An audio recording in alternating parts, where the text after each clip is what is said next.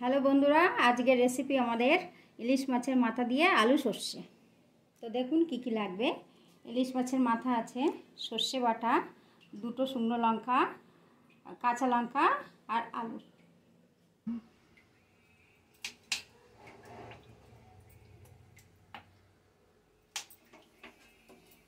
তেলটা গরম হয়ে গেছে, আমি যে তেলটা দিয়েছি এবার আমি এই শুকনো লঙ্কা দুটো দিয়ে দেবো, একটু কালো গোটা জিরে দিয়ে দেবো। আমি এই আলুগুলো কেটে রেখেছিলাম ডুমো ডুমো, এটাকে দিয়ে দেবো। হালকা হালকা ভেজে নেব। কাঁচা লঙ্কাটা দিয়ে সর্ষে বাটা দিয়ে এটাকে ভালো করে মেখে নেব। দিয়ে দেবো পরিমাণ মতন হলুদ, পরিমাণ মতন নুন। এটাতে সর্ষের তেলটা দিয়ে দেবো, দিয়ে ভালো করে মেখে নেব। এটা দেখুন, এটাকে আমি মেখে নিয়েছি। আলুটা লাল লাল হয়ে গেছে। এইটা এবার এগুলো মাথাগুলো ওর মধ্যে দিয়ে দেবো।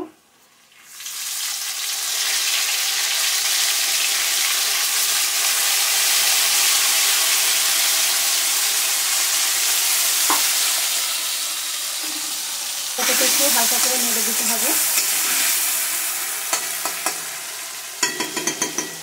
এবার আমি এটাকে নেড়ে দিলাম ভালো করে। এটা রেখে দেওয়ার পরে 2 মিনিট রেখে দিয়েছিলাম, এবার নেড়ে দিলাম এটা। এবার আমি সর্ষে বাটাটাকে দিয়ে দেবো।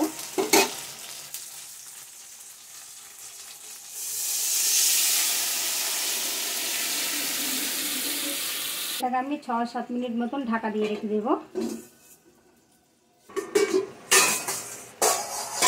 তো দেখুন হয়ে গেছে আমাদের রান্না কমপ্লিট। এবার এটাকে আমরা নামিয়ে দেবো।